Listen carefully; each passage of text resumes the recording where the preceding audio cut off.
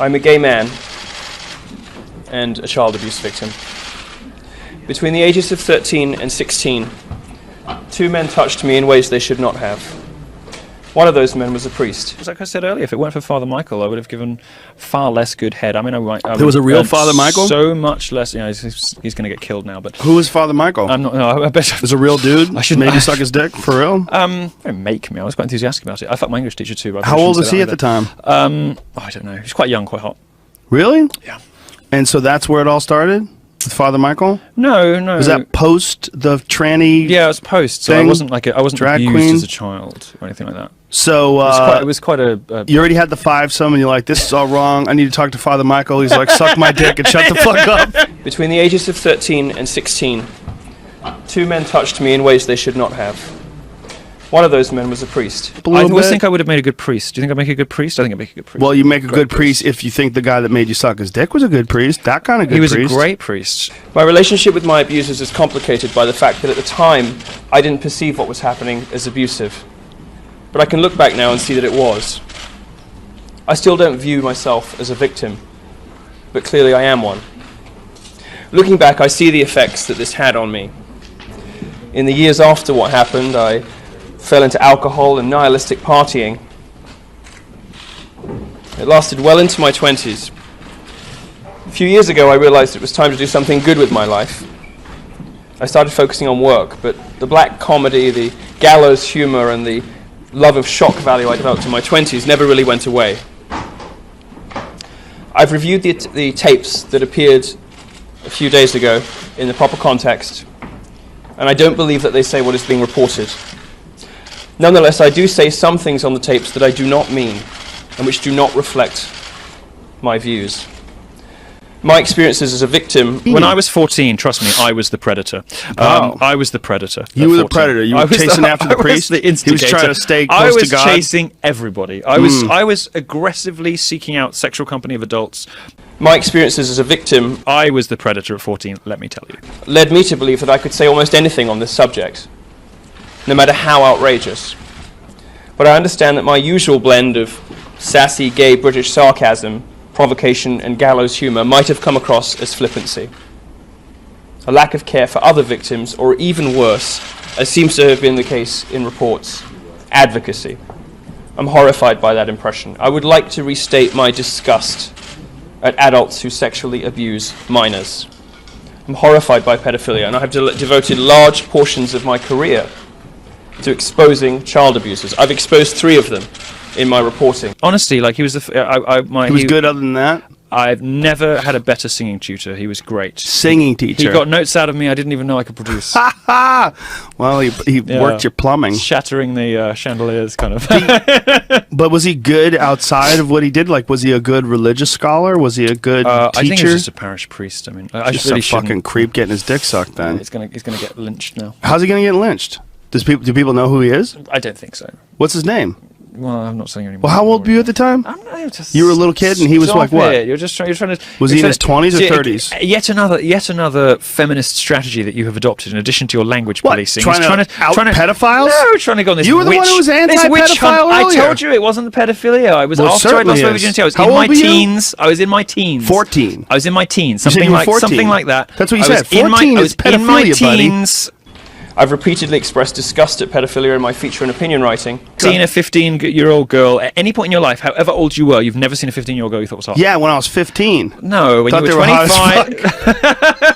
When you were 25. I'm not retarded, dude. When you were 25, when you were 30, you will have seen girls about 15 you thought were hot. No, I thought they were little kids. No, you didn't. I thought, damn, she's going to be hot, but I didn't want to fuck her. Bullshit. Like not bullshit at all. Look. No, you're trying to make it so I'm a fucking creeper like you. No, I'm not into 14-year-olds. How dare you, sir?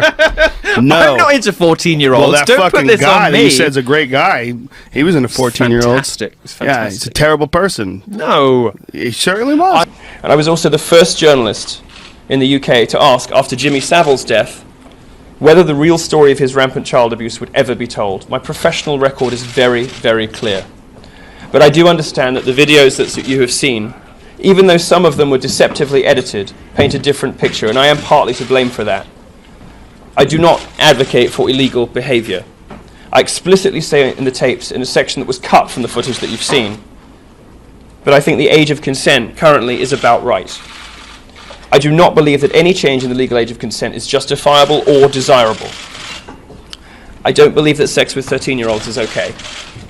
When I mentioned the number 13, I was talking about myself and the age that I lost my virginity. It can strike some Americans as unusual or strange, but my mother's native Germany, the age of consent is 14. We have a different approach to these things sometimes in Europe. I shouldn't have used the word boy. Gay men often use boy or girl to mean men of consenting age. But I understand how heterosexual people may not have realized that, and that was an error. I was in fact talking about my own relationship when I was 17 with a man who was 29. The age of consent in the UK is 16.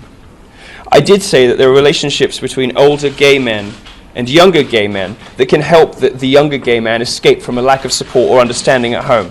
That's perfectly true, and every gay man knows it.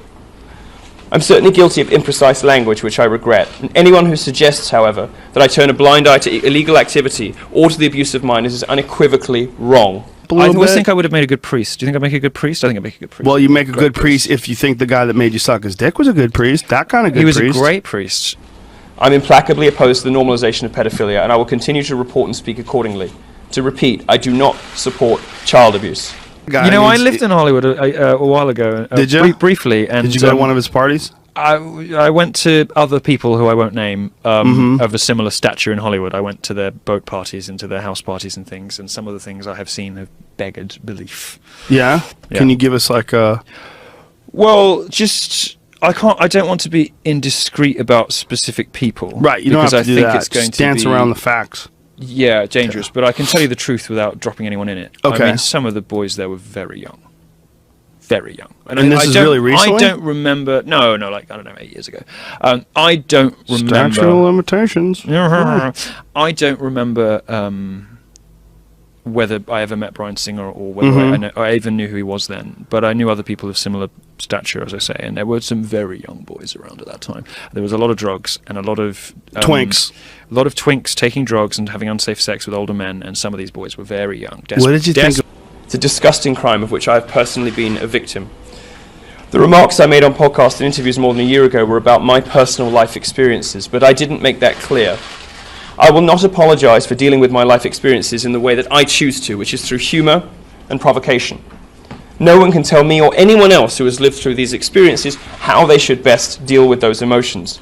But I am sorry to other abuse victims who may have interpreted what I said as flippant or uncaring if my own personal way of dealing with what happened to me has hurt you. I will never stop making jokes about taboo subjects. Go into any drag bar or gay club and you will hear joke after joke after joke about clerical sexual abuse. I'm not afforded the same freedom to make those kinds of jokes because the media chooses to selectively define me as a political figure in some circumstances and a comedian in others, and also, of course, because I'm a conservative. But I said some things on those internet live streams that were simply wrong.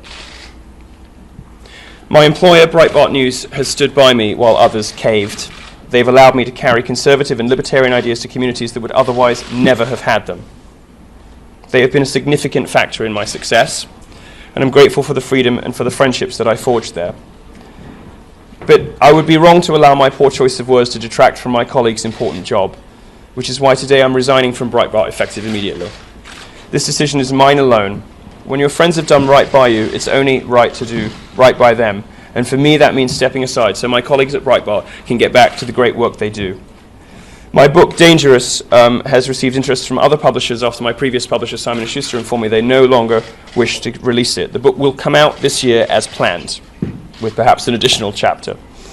I'll be donating 10% of my royalties to child sex abuse charities. I haven't ever apologized before, and I don't anticipate ever doing it again. Name-calling doesn't bother me, and misreporting doesn't bother me. But to be a victim of child abuse, and at the same time be accused of being an apologist for child abuse, is absurd. I regret the things that I said. I don't think I've been as sorry about anything my whole life, and this isn't how I wanted my parents to find out about this either. But let's be clear about what's happening here. This is a cynical media witch hunt from people who do not care about children. They care about destroying me and my career, and by extension, my allies. They know that although I made some outrageous statements, I've never actually done anything wrong. They held this story back. They held the footage back, footage that's been out there in the wild for over a year, because they don't care about victims. They don't care about children. They only care about bringing me down. They will fail.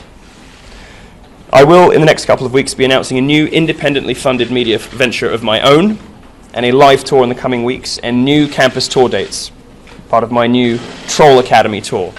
I started my career as a technology reporter who wrote about politics, but I have since mutated and grown into something quite different and much bigger.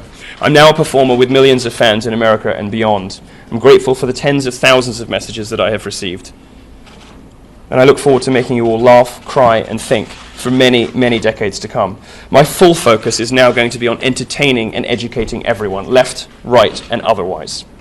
If you want to brand or stereotype me, good luck with that.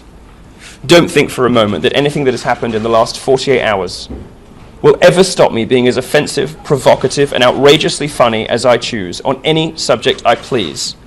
America has a colossal free speech problem. The land of the First Amendment has some of the most oppressive social restrictions on free expression anywhere in the Western world. I'm proud to be a warrior for free speech and creative expression, and I want everyone in America to have the right to do, be, say, read anything.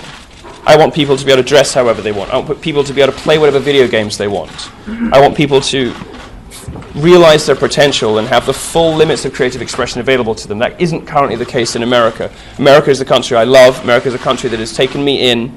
Its people have taken me in, and I'm very grateful for that.